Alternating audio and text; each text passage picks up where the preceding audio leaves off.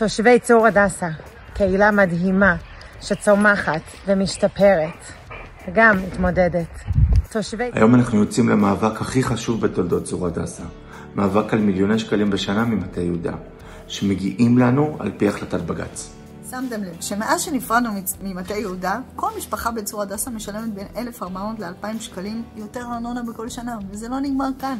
בשנתיים הקרובות אנחנו נשלם 20% יותר, תהיה לנו עלייה של 20%, כל עוד לא תיושם החלטה של בג"ץ שהוא כבר קבע שמגיע לנו חלק מההכנסות של מטה יהודה. היום תושבי צור הדסה משלמים ארנונה יותר גבוהה מתושבי תל אביב. וזה רק הולך ומחמיר. לא כי בחרנו בזה, אלא כי היישוב לא מקבל את התקציבים שמגיעים לו. מאז 1998, עמותת תושבים למען צור הדסה נאבקת בהתנדבות מלאה למען כולנו.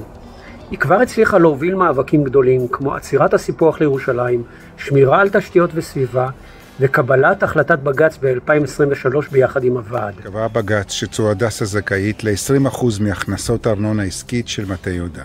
סכום השווה לפחות ל-18 מיליון שקל בשנה.